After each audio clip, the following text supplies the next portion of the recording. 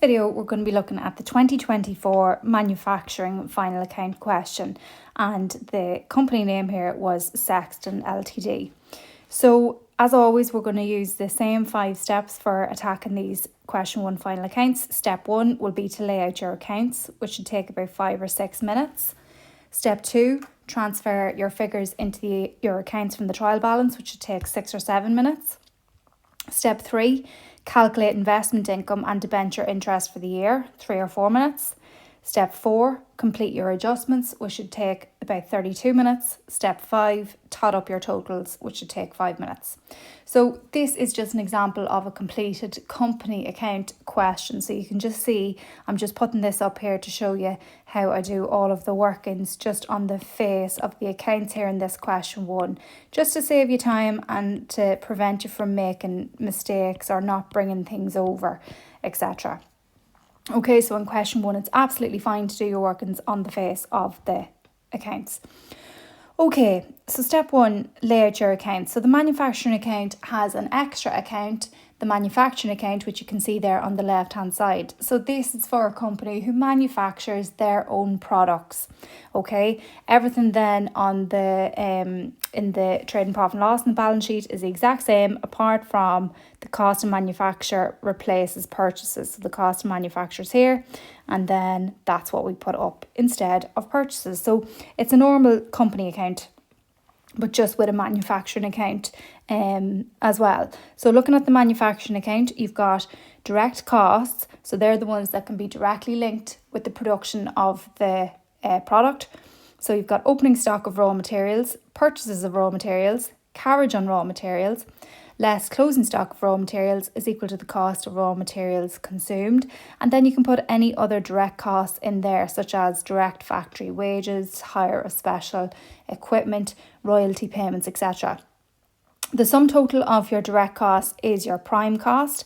Then you have your factory overheads, and they would just be all your general expenses. So it could be depreciation factory buildings, could be depreciation plant machinery, all that kind of stuff. You tot them all up then, and that gives you your factory cost. You add your work in progress, so that is your work that is underway at the start of the year, and then you minus your work in progress at the end of the year. Then you minus less sale of scrap materials, and then that is equal to cost of manufacture. And so then the rest of it is just a company account. So you have to really learn that off, okay? So really learn that off, and make sure you be ready for it in the exam. Step 2 then, as always, is transfer your figures into your accounts from the trial balance. So this would be about 6 or 7 minutes in which to do this. So here we're just looking at the trial balance. Okay, so looking up at the top, we can read that Sexton has a authorised capital of 1.5 million divided into 1.1 ordinary shares of €1 each and 400,000 4% preference shares of €1 each. So that is going to go into the capital and reserve section of your balance sheet. Now, as always, we have the assets and expenses are on the debit side and liabilities and revenues are on the credit side. There's a couple of exceptions to the rule, which I'll point out as we're going along. But as you know, assets and liabilities go in the balance sheet, and then expenses and revenues go in the TPL. Okay, so we go down through this trial balance and we will identify where all of these items will go. So factory land and buildings are going to go into balance sheet tangible fixed assets. Plant and machinery will go in the same place. Patents will go into the balance sheet intangible fixed assets. General factory overheads, that sounds like a factory item. So anything that sounds like it might happen in the factory, apart from the asset factory, land and buildings, like that needs to go into the balance sheet. But everything else that sounds like it belongs in the factory, we put it into the manufacturing account. Sale of scrap materials will go into the manufacturing account. Stocks on hand, so opening stock in the first, raw materials, that will go into the manufacturing. Work in progress, that will go into manufacturing. Finished goods, that will go into the trading profit and loss in the trading account. Then purchase of raw materials, that will go into the manufacturing. Sales, that's going to go into the TPL trading. Carriage on raw materials, that's going to go into the manufacturing. Selling expenses will go into TPL S&D expenses. Direct factory wages will go into manufacturing. Admin expenses will go into TPL admin. 8% debentures will go into balance sheet financed by creditors plus 1 year. Issued share capital, that'll go into the capital and reserves. Profit and loss balance, that will go at the bottom of the TPL, and that is a profit there. So 6,300 will be a profit, because I know that profit is the liability to the owner. So if it's on the liability side, that means they made a profit. If it's on the debit side, that would mean that they made a loss. The VAT on the credit side would be a current liability. So balance sheet creditors minus 1 year, the same with the bank. 3% investments, so that is a balance sheet financial fixed asset item. Then we have investment income received. So that figure is going to help us establish how much investment income is due at the end of the year. So we'll use that figure to work out what the investment income due is, and we put that into the balance sheet under current assets. Dividends paid is going to go at the bottom of the TPL and will be minusing that from our profit figure. Debenture interest, again, that's going to help us work out how much debenture interest is due at the end of the year. Okay, so that is going to go into creditors minus 1 year. Debtors is a current asset in the balance sheet, and creditors goes into creditors minus 1 year. Capital reserve goes into balance sheet, financed by capital and reserves. So when you practice a few of these, you'll know where these go straight away. You have your layout done, so all you're going to be doing is slotting the figures in. So just looking at the manufacturing account first, we'll do the general factory overheads. That's going to go into factory overheads, so the 110,700 euro there. Sale of scrap material will go down the bottom beside the sale of scrap materials. The raw materials, 97,500, is going to go up in the direct costs. Work in progress, 13,000 is going to go into add work in progress, 0101. Purchase of raw materials, 580,000 will go into purchase of raw materials. Carriage on raw materials will go into the direct cost there, 15,800. Direct factory wages will go into 310,000 there, will go into the direct cost as well. Now, we can do the TPL and balance sheet next. So we've got the the manufacturing account done. We'll go straight into the TPL and balance sheet. Okay, so we've done the authorised capital from up on top here. Then we've got the land and buildings. So 900,000 is the cost, and the net book value was 812,000. So therefore, the accumulated depreciation is 88,000. Then plant and machinery, we've got 580,000. Not 580,000, 780,000, but we've got 100,000 is our accumulated depreciation, because the net book value in the trial balance was 680,000. Patents are 80,000 up in intangible fixed assets. Then we have the finished goods, 76,000, that's the opening stock of finished goods. Then we've got the sales, 169,100. Then we've got selling expenses in our selling distribution heading. Admin expenses, 113,000.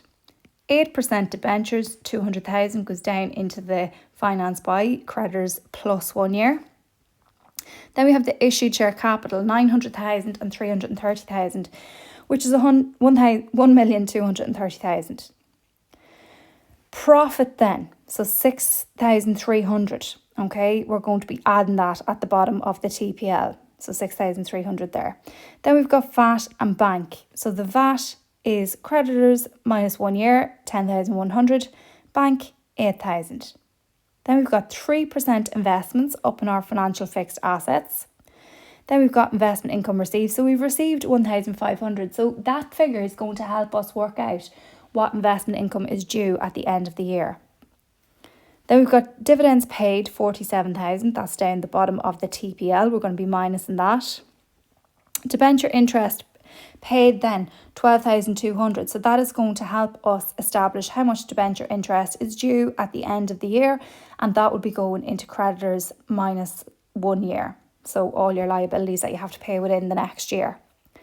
Our debtors figure then, 45,000 goes up into current assets. Our creditors figure, 52,000 goes into creditors minus 1 year. Capital reserve, 30,000. So look, we have all of them entered. So I would be making sure that I would be going along in my trial balance and making sure that I have put in all of the figures and that I've put them all in correctly. It is very easy under exam situations to mess up your figures, okay? Or leave one out. So it's definitely very important that you come up with a system of whether it be highlighting your figures or just ticking in front of them whenever you've checked it twice. Okay, so just make sure that you do check it twice, because it's very, very, very easy to write in your figures wrong or leave a figure out. So just make sure you do that. And you're getting lots of marks at that stage for doing that. Okay, step number 3 then. Calculate investment income and debenture interest for the year. So it's just a good habit to get into this, to do this at this stage, because plenty of other questions in section 2 of your exam will you'll need to do this, but they mightn't advise you to do it. Okay, they mightn't tell you to do it. So it's just good to get into the habit of doing it. So let's just recap what we're talking about here. So our investments go into our financial assets in the balance sheet. Our investment income for the whole year, so how long we've had it for, of the year 2023, it'll go into here. And that is, it doesn't matter if we've received it all or not. The likelihood is we definitely haven't received it all. So we're therefore going to have investment income due in the current assets. So that's where we're going to put any investment income due. The same goes with debentures. So the liability debenture goes down into the finance by section of the balance sheet.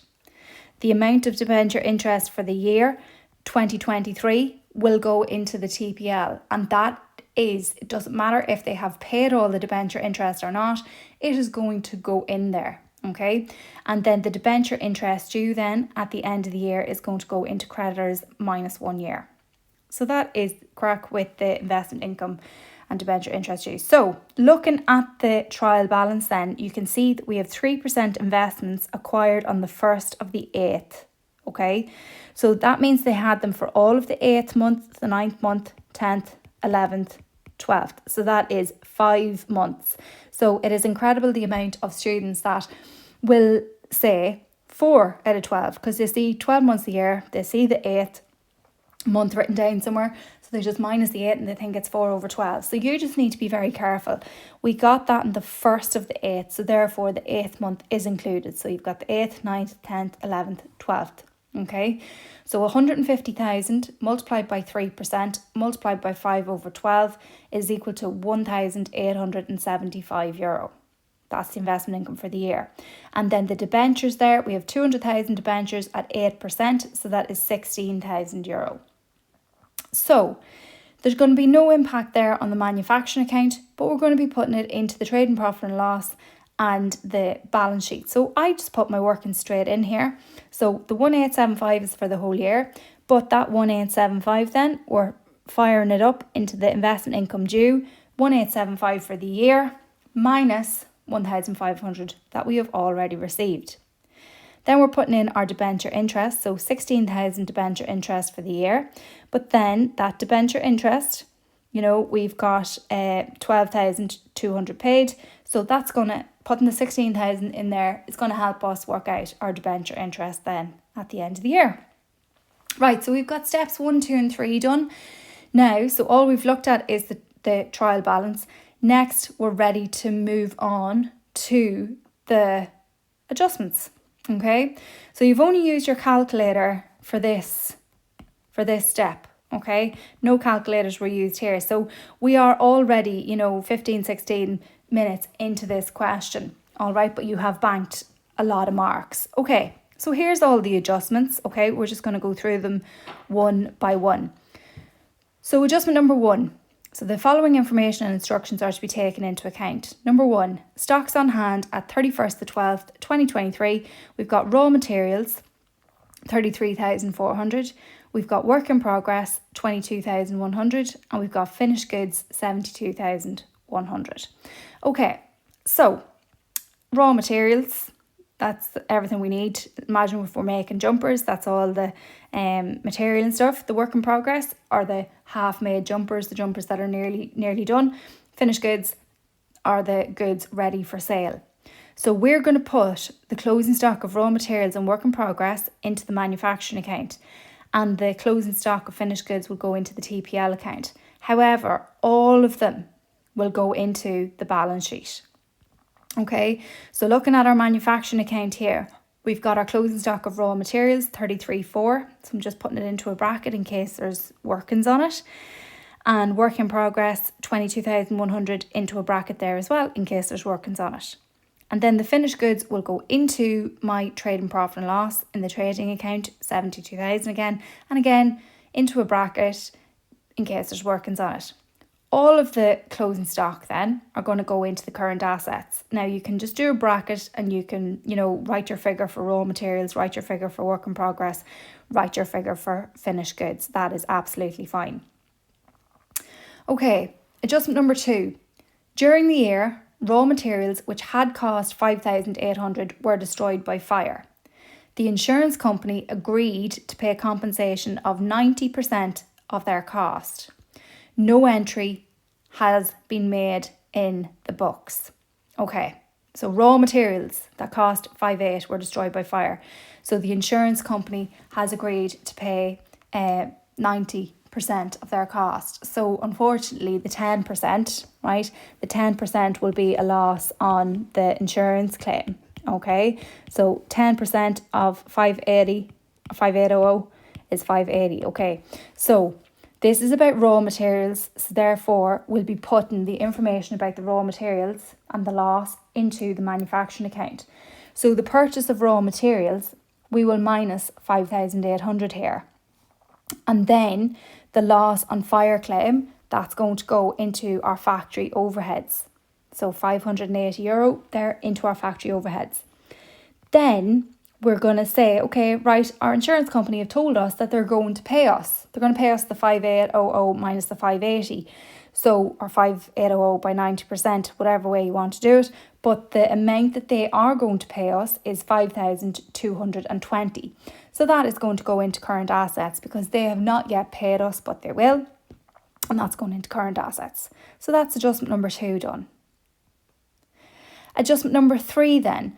Finished goods were sent to a customer on the 31st of the 12th on a sale or return basis. These goods were recorded in the books as a credit sale of €21,250. This is a markup on cost of 25%. Okay, so finished goods were sent to a customer on 31st of the 12th, 2023 on a sale or return basis. These goods were recorded in the books as a credit sale of €21,250. Okay, so sale or return basis means that if you sell goods, so they sold goods to a customer here in this case, right? But there was an agreement that it's sale or return. So basically, if the customer does not sell them, they have every right to return them to us and we do not charge them. Okay, so we do not charge the customer until they have confirmed that yes, we have sold those goods. So therefore, you can invoice us, you can charge us for those goods. If they don't sell them, they send them back to us. So the fact that the bookkeeper recorded them as a credit sale is incorrect, right? So they should not have done that. So what we have to do now, we have to rewind that credit sale. Okay, so we have to rewind the credit sale. So, to rewind the credit sale, right, what we're going to do, we're going to take the selling price away from sales and away from debtors. And then they told us about a markup on 25% because, okay, they told us that that's the profit that they were making. So what we're going to do, we're going to take the selling price away from sales. We're going to take the selling price away from debtors. But we're going to add back the cost price to the closing stock of finished goods. Okay, how will we get that? We'll divide that by 125 and we'll multiply it by 100. So easy when you know how, okay? You just need to practice a few of them. So with the sales, we're minusing the selling price and the debtors were minusing the selling price, which was 21,250. And then with the closing stock, we're adding the cost price. So the cost price was the 21,250 divided by 125 multiplied by 100. So that's how you do that there. So that is adjustment number 3 done.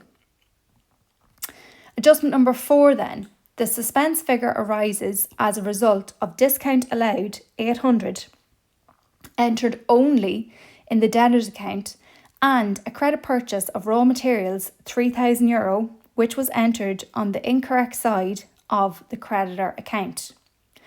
Okay, so the suspense figure arises as a result of discount allowed, €800, entered only in the debtor's account, and credit purchase of raw materials, 3,000, which was entered on the incorrect side of the creditor account. Okay, so look, we're going to use our trial balance to help us in this scenario again. So looking at the first part here, discount allowed, 800, was entered only in the debtor's account. So discount allowed is an expense.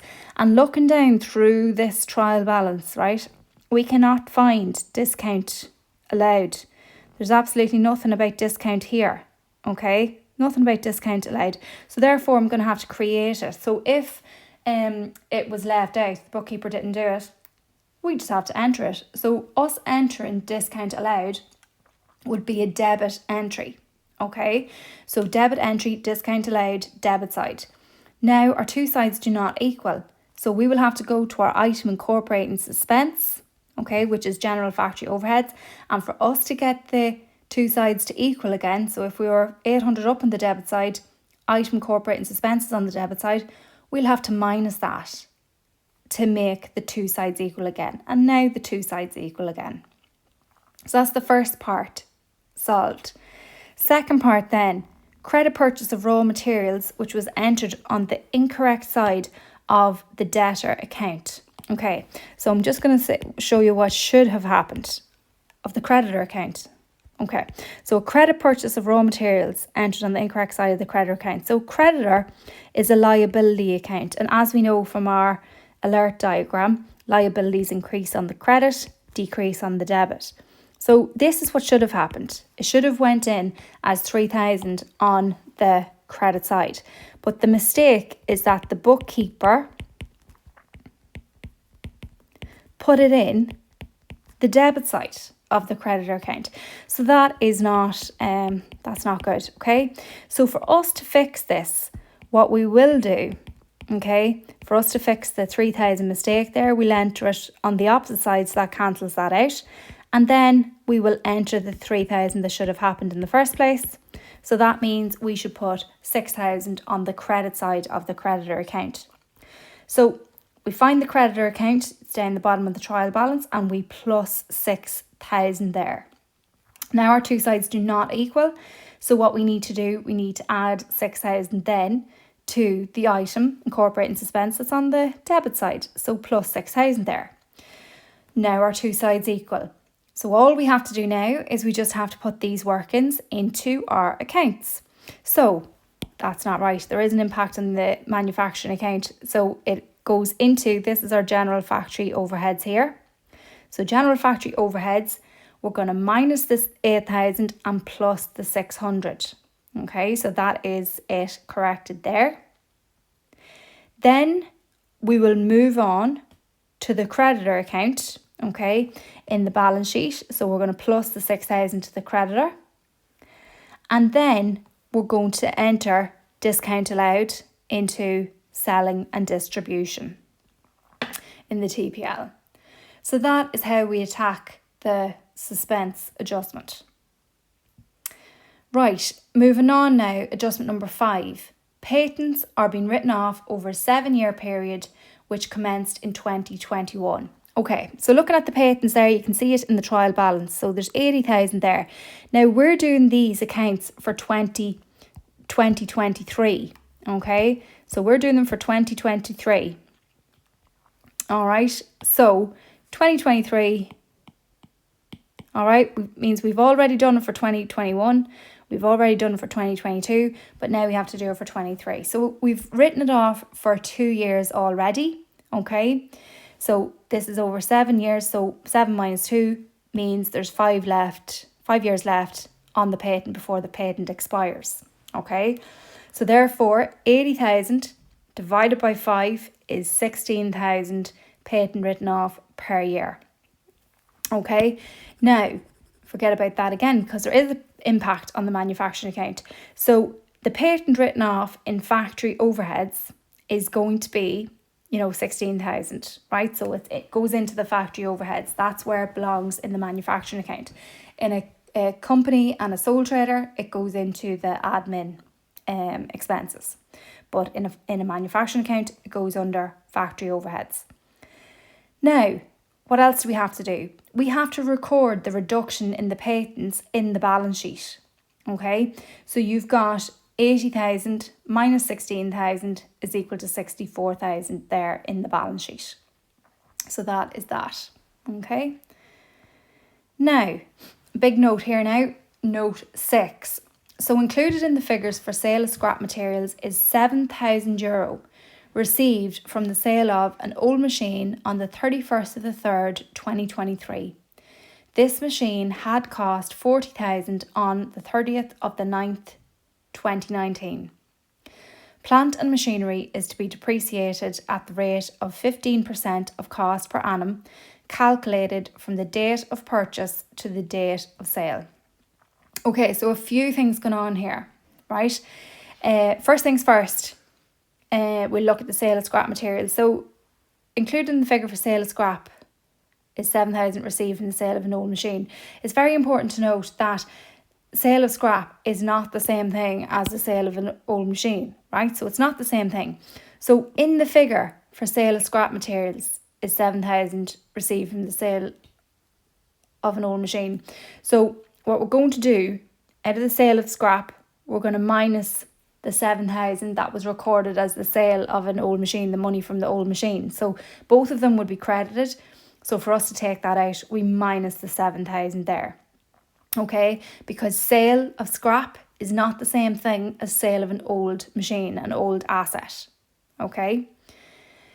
Next thing that we'll do then, we'll move over to the balance sheet and we will record the new cost. Okay, so they got rid of a machine, 40,000. Okay, so my new cost, it's gone from 780,000.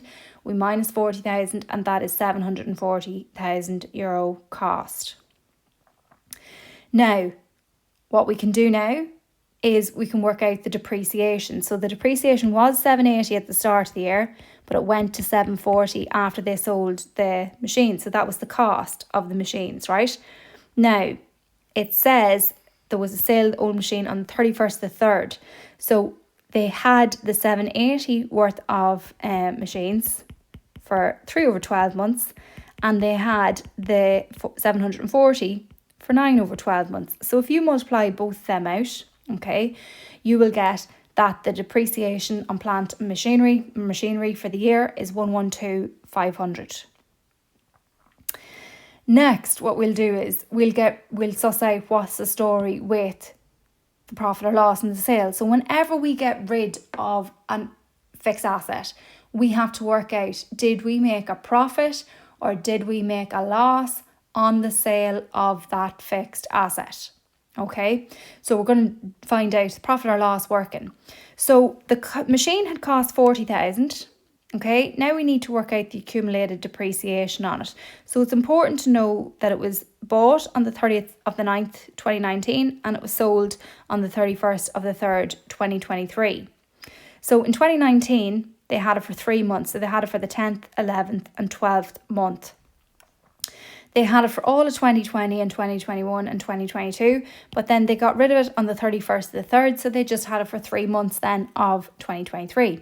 So that is 42 months or 3.5 years. Okay, so whatever way you want to do it, multiply it by 42 over 12 or multiply it by 3.5, that's absolutely perfect. So the accumulated depreciation there is €21,000. Now, net book value there is €19,000. Okay, so that's what it was worth when it was sold. Okay, that's what the business thought it was worth. Now we compare it to the proceeds. So God love them here, they only got 7,000 for it. Okay, so they only got 7,000 for it. That is a huge loss then on the sale of plant and machinery, €12,000. So huge hit there on getting rid of that machine. So ideally they would have got a lot more for it, but they only got 7,000, so 12,000 loss. So next thing that we'll do is we will work out the accumulated depreciation at the end of the year. So we have to remember that we got rid of a machine, 21,000, and our depreciation for the year was 112,500. So up in our accumulated depreciation here, we had 100,000 from accumulated depreciation from the trial balance. We're adding the depreciation for the year, the 112,500, and then we're minusing the depreciation on the sold machine, 21,000. That's given us 191,500 accumulated depreciation. And when we take that away from the 740, we get 548,500 euro. And so that is the net book value of the plant and machinery. So that is adjustment number 6 done. Adjustment number 7 then is a buildings depreciation. So buildings are to be depreciated at 2% of cost per annum. Land at cost on the 1st of the 1st, 2023 was 100,000 euro. Depreciation on buildings is to be allocated 80% to factory and the remainder to admin expenses.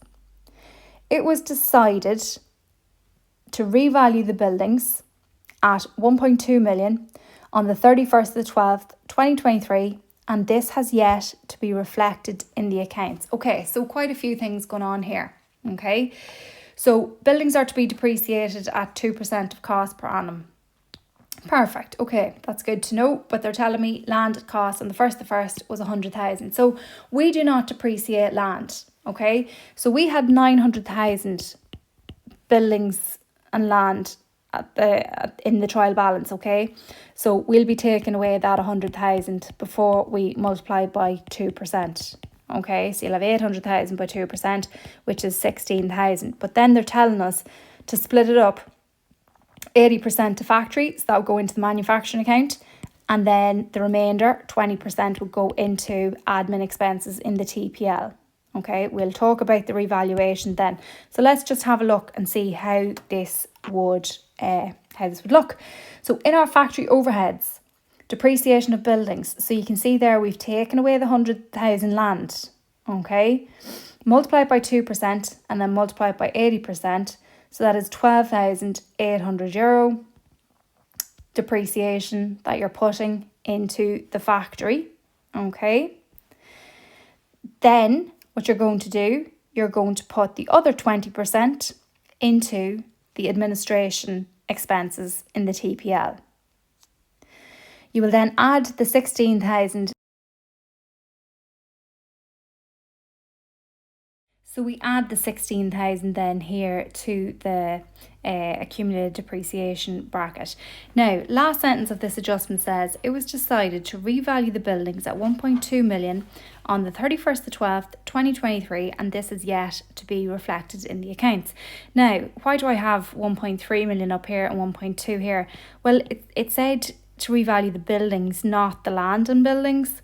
And so if we already have 100,000 land, and the buildings have been revalued to 1.2, that means that the land and buildings then, I should have land written up here, land and buildings, 1.3 million at the end of the year, and then 0, so that's land and buildings too, but that'll be okay if just buildings, and then 1.3 million there as well. Now, as you know, when we revalue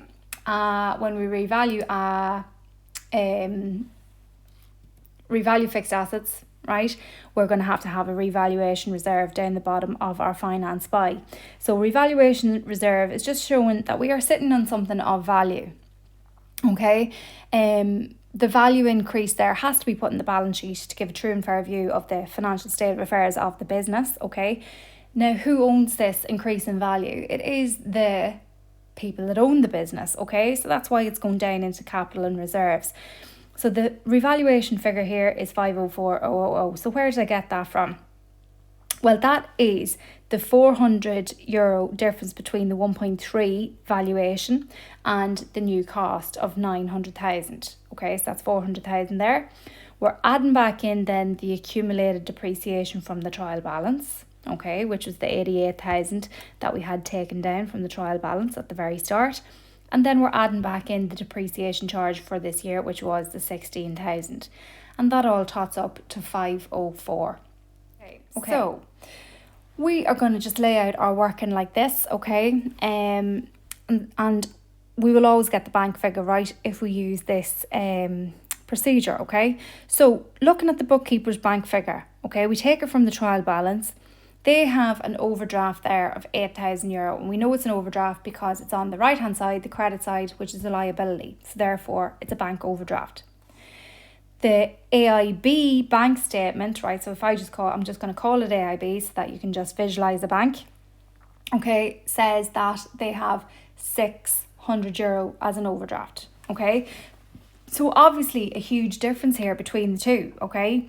So what we want to have is by the end of the day, we want to have the two bank figures to be the same. And that's what should happen after we have completed this adjustment, okay? So looking at the discrepancies, okay, we're going to go through it one by one, okay? So number one, 4 months rent received of €6,000 was paid directly into the firm's bank account. This is in relation to spare office space recently let out by Sexton, commencing on the 1st of the 11th, 2023. Okay, so what we have to do first is we have to decide, right, which bank figure are we going to adjust here, right? So if it was paid directly into the firm's bank account, we can assume that AIB already knows about this because it was paid directly into their bank account, okay? So it wasn't put into the bookkeeper's book, so that's what we have to do now. So the 6,000 rent received would reduce the overdraft, so we're going to minus 6,000 from the 8,000 overdraft. Now what we have to do then is we have to record, right, what on earth, how are we going to record these the 4 months rent received, okay? Now it was in relation to spare office space let out by Sexton, okay, commencing on the 1st of the 11th. So that means that they had it for November and December, okay? And then they would also have then January and February of next year, okay? So you've got 2 months rent receivable then. So 2 months would be €3,000. So that would be rent receivable would go into the trading profit and loss in the add operating income. And then we're going to have rent receivable prepaid then in the balance sheet in the creditors minus 1 year, because we owe those people that space, that office space then in January and February of next year. So that's why it is a liability to us. Okay, so that's the first one done. Second one then, a cheque for fees of 3,200 issued to a director had not been presented for payment. Okay, so cheque for fees 3,200 issued to a creditor, not presented for payment. Okay, so basically what's happened is the bookkeeper has given that creditor a cheque. They've gone away off, right? It's in a drawer somewhere, or it's in their back pocket, or it is just somewhere, it hasn't been cashed yet. They haven't gone into the bank and lodged it yet. So it's not saying that the bookkeeper hasn't done anything. So we can just assume nothing has, gone wrong in the bookkeeper's side. They've entered it, no problem there. But what we need to do is we need to say, right, well, what will happen when the creditor does present that cheque for payment into the bank? What will happen is that the bank figure will go further into overdraft then, okay, whenever they do cash it. So plus 3,200 there to the bank statement overdraft figure of 600. Then number 3, a cheque for 1,800 received from a debtor was dishonoured by the bank. This has not been recorded in the books. Okay, so the bank knows about this because they dishonoured it. So dishonoured cheque means that the bank was saying, no, you can't cash this because it actually, the debtor has no money in their accounts for us to pay the 1,800. So the bookkeeper is going to have to record that dishonoured cheque. So basically, what the bookkeeper did do when they got the cheque, right? I'll just show you what they did do. They said, okay, money has come into the bank. So 1,800 come into the bank, and our asset debtor, so both of these accounts are assets, but our asset debtor has reduced because they have paid us, right? But now it's been dishonoured, so we have to do the opposite, okay? So we have to show that it's coming out of the bank, and we have to show that the debtor owes us that 1,800 again. So to the bookkeeper's bank overdraft figure, we're going to add the 1,800. And then the debtor's figure, we're going to add the 1,800. So when we tot all this up then, we will get the same figure, and that's how we know that we are right, that we have done this bank adjustment right. So 3,800 is the overdraft there for the bookkeeper's bank figure, and 3,800 is the AIB's bank figure. Okay, so that is the bank adjustment. All the working's done. Now we have to do is just put them into the accounts. So there's been no impact on the manufacturing account here. It's just all going into the TPL and the balance sheet. So if we look at the bank first, we just put bank 8,000 minus 6,000 plus 1,800 is 3,800 into the creditors minus 1 year there. Then we have our rent received, okay, 3,000 into the add operating income, because it's half of the 4 months. It relates to the current year. And then rent receivable prepaid, we will have that in the creditors minus 1 year, because it's a liability because we owe those people that space. Okay, so that is it there. And then the debtors, we're adding the 1,800 from the dishonoured cheque again. And that is the bank figure. That's how it represents itself then into the accounts. Okay, so it looks like a huge big adjustment, but you actually have very little to do. So it's worth practicing a few of those bank adjustments if you're not sure of them. Okay, last adjustment then, adjustment number 9. Provision should be made for the following. Number 1, investment income due and debenture interest due. Okay. So no impact on the manufacturing account. We've already done this earlier on, so it's a good practice for us to do this. We're doing this in step 3, but it's cutting time down here and we're delighted, but nothing else happened your investment income due, so we can close the brackets and just write 375 then, and then nothing happened in debenture interest due, so close the bracket and 3,800. So that's note 1 done. Note 2 then, the creation of a provision for bad debts equal to 6% of debtors. Okay, so the creation of, it means that a bad debt provision had never existed before. And we know that anyway because there was no bad debt provision in the trial balance, okay? They want you to set up a bad debts provision now for 6% of debtors because they anticipate that maybe 6% of their debtors are not actually going to pay them, okay? So very common for this kind of thing to happen in business, but we just have to say, okay, we think maybe they mightn't pay us this, so therefore we should reflect that in our balance sheet. So in our debtors, we've got 25,550 in our debtors figure here, okay, but we're going to multiply that by 6% to get our bad debt provision 6%. Now you can see here my debtors is up here, but if I just draw a little arrow, that's absolutely fine. Okay, I'm multiplying my debtors figure 25,550 by 6%, and I'm putting that 1,533. I'm taking that away from the debtors figure, and then because it has never been set up before, we're putting the whole amount, the bad debts provision, into the selling and distribution expenses. So 1,533 is going to go into bad debts provision. Lastly then, we have a transfer of 20,000 should be made from profit to the capital reserve. So again, no impact on the manufacturing account, but what we're going to do down the very bottom in our layout, let's transfer to capital reserve. We're going to take away 20,000 there, and capital reserve is just money that we're taking from our profit, keeping it in a capital account there in our finance buy. So we already had 30,000 and we're going to add 20,000 there, so add 20,000. So in total then we've got 50,000 euro capital reserve. So that is all of the adjustments done. Okay, now it's time to tot up the totals. So this is what your accounts currently look like, right? But what you have to do, you just have to tot up all of the totals. Okay, in the manufacturing account, you're just adding up all of the costs, so you're adding them all together, so you're adding, so it's very important. The only things that you take away there is the sale of scrap materials and obviously the closing stock as well. Okay, so your manufacturing cost 1,220,850, which you then put into your purchases figure here.